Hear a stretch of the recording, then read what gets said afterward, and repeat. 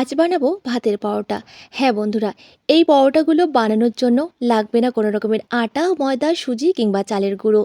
মাত্র এক বাটি ভাত দিয়েই এই পরোটাগুলো তোমরা খুব সুন্দরভাবে বানিয়ে নিতে পারবে। আর বানানো ভীষণ সহজ আর খেতেও দারুণ টেস্টি হয়। একটা দুটো খেয়ে কিন্তু মনই ভরবে না। একবার খাওয়া শুরু করলে শুধু খেতেই থাকবে আর খেতেই থাকবে। আর ভীষণ নরম তুলতুলে হয়, মুখে দেওয়া মাত্রই মিলিয়ে যায়। যাদের দাঁত নেই তারাও কিন্তু ৩-৪টে খেয়ে নিতে পারবে। তাহলে চলো রেসিপিটি শুরু করি। তো এই ভাতের পরোটা বানানোর জন্য প্রথমে এখানে একটা ছোট কাপের মাপ করে ২ কাপ ভাত নিয়ে নিলাম। এবার ওই কাপেরই মাপ করে ১ কাপ জল নিয়ে নিলাম। এবার খুব ভালো মতো এটাকে পেস্ট করে নিতে হবে। আর এখানে কিন্তু আমি রাতের বেঁচে যাওয়া ভাতটা নিয়েছি। এবার এখানে একটা গামলা নিয়ে নিলাম। এবার ওই যে কাপের মাপ করে ভাত নিয়েছি, ওই কাপেরই মাপ করে এখানে ৪ কাপ আমি আটা নিয়ে নিচ্ছি। চাইলে ময়দা দিয়েও করতে পারবে। আমি কিন্তু তোমাদের বলেছি বন্ধুরা ভিডিওতে যে এখানে আটা, ময়দা, সুজি কিচ্ছু লাগবে না। তবে বাইন্ডিংয়ের জন্য এখানে কিছুটা আটা কিন্তু নিতেই হবে। এবার দিয়ে দিলাম সামান্য একটু নুন আর ১ চামচ মতো সাদা তেল। এবার যে ভাতের পেস্টটা রয়েছে সেটা এর মধ্যে দিয়ে দিচ্ছি। এবার খুব ভালো মতো মেখে একটা ডো তৈরি করে নিতে হবে। এখানে কিন্তু কোনো রকম জল ব্যবহার করা যাবে না। জল ছাড়াই কিন্তু ভাতের পেস্ট দিয়েই মেখে নিতে হবে। তো দেখো ডোটাকে খুব ভালো মতো আমি মেখে নিয়েছি। এবার এখানে বোটের মধ্যে আরও ডোটাকে নিয়ে খুব ভালো মতো একটু সময় নিয়ে মথে নিতে হবে। এখানে ডোটা যত ভালোভাবে মেখে নেওয়া হবে এখানে কিন্তু পরোটাগুলো ততটাই নরম তুলতুলে হবে। তো প্রায় ২ থেকে ৩ মিনিট সময় ধরে ডোটাকে খুব ভালো মতো মেখে নিয়েছি। এবার একটা ছুরির সাহায্যে লেচি কেটে নিচ্ছি। তোমরা চাইলে এই কাজটা হাত দিয়েও করে নিতে পারবে। তো দেখো সমস্ত লেচিগুলো কাটা হয়ে গেছে।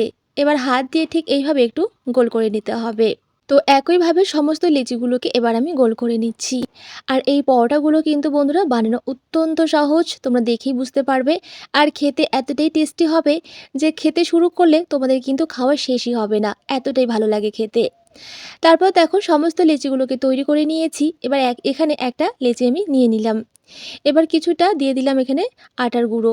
এবার খুব ভালো মতো এটাকে একটু বেলে নিতে হবে। তো এখানে যতটা সম্ভব পাতলা করে বেলা যায় ঠিক ততটাই পাতলা করে বেলে নিতে হবে। এবার ওপর থেকে কিছুটা সাদা তেল আমি ব্রাশ করে দিচ্ছি। আর ওপর থেকে কিছুটা আটা ছিটিয়ে দিচ্ছি। আর আমি কিন্তু আজকের এই পরোটাগুলো আটা দিয়েই তৈরি করছি, তোমরা চাইলে ময়দা দিয়েও কিন্তু করে নিতে পারবে। যাতে এই পরোটাটা একটু হেলদি হয় সেই জন্যই কিন্তু আমি আটা দিয়ে তৈরি করছি। এবার দেখো আমি পরোটাটাকে ভাঁজ করে নিচ্ছি। প্রথমে দেখো এক সাইড আমি ভাঁজ করে নিলাম। এবার ওপর থেকে কিছুটা তেল ব্রাশ করে দিলাম আর কিছুটা আটা ছিটিয়ে দিচ্ছি। এখানে কিন্তু বলে বোঝানোর কিচ্ছু নেই বন্ধুরা, তোমরা কিন্তু দেখেই বুঝে নিতে পারবে যে কিভাবে আমি ভাঁজগুলো দিচ্ছি। আবারও ওপর থেকে কিছুটা তেল ব্রাশ করে দিচ্ছি, আবারও আটা ছিটিয়ে দিচ্ছি। ঠিক এইভাবেই কিন্তু ভাঁজগুলো করে নিতে হবে। আর এই ভাঁজ দেওয়ার কারণেই কিন্তু এই পরোটাগুলোর মধ্যে অনেক লেয়ার হবে আর অনেকটা নরমও হবে আর দেখতেও ভালো লাগবে আর খেতে তো অবশ্যই ভালো লাগবে। তো দেখো এটা কিন্তু কথা বলতে বলতে এই পরোটাটা আমার ভাজা হয়ে গেছে। এবার একইভাবে সমস্ত পরোটাগুলোকে ভাজ দিয়ে নেব।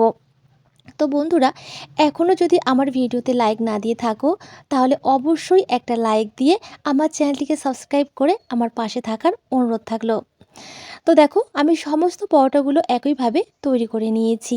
এবার এগুলোকে আবারও বেলে নিতে হবে। তার জন্য আবারও কিছুটা আটা আমি ছিটিয়ে দিচ্ছি। এবার এখানে যতটা সম্ভব পাতলা করে বেলা যায় ঠিক ততটাই এখানে কিন্তু পাতলা করে বেলে নিচ্ছি। আর তোমরা চাইলে কিন্তু এই পরোটাগুলো বাচ্চাদের টিফিনেও দিয়ে দিতে পারো। বাচ্চারা কিন্তু ভীষণ মজা করে খাবে। আর দেখবে বাচ্চারা কিন্তু প্রত্যেক দিনই একই রকম টিফিন খেতে একেবারেই পছন্দ করে না। তবে এই পরোটাগুলো তোমরা যদি প্রত্যেক দিনই বানিয়ে দাও প্রত্যেক দিনই কিন্তু খেয়ে নেবে। কারণ খেতে এতটাই টেস্টি হয় আর একেবারে নরম তুলতুলে হয়, মুখে দেওয়া মাত্রই কিন্তু মিলিয়ে যায়।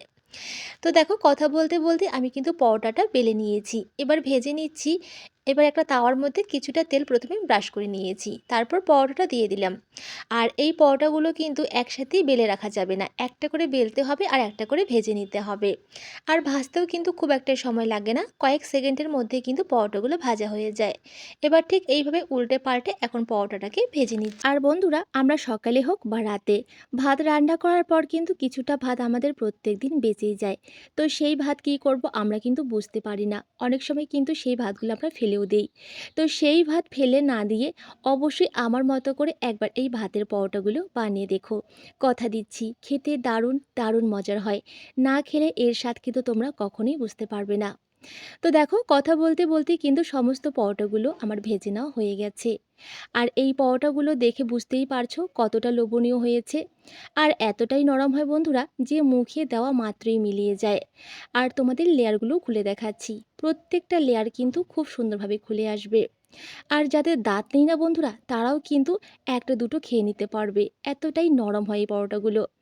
আর চাইলে তোমরা তোমাদের পছন্দ মতো যে কোনো মাংসের ঝোল, যে কোনো সবজি বা যে কোনো ভর্তার সাথেও কিন্তু খেতে পারো। চাইলে শুধু মুখেও খেতে পারবে, খেতে এতটাই টেস্টি হয়। তো আমার আজকের এই রেসিপিটি তোমাদের কেমন লেগেছে অবশ্যই কমেন্টে জানিও। ভালো লাগলে একটা লাইক দিয়ে চ্যানেলটিকে সাবস্ক্রাইব করে আমার পাশে থেকো। ধন্যবাদ।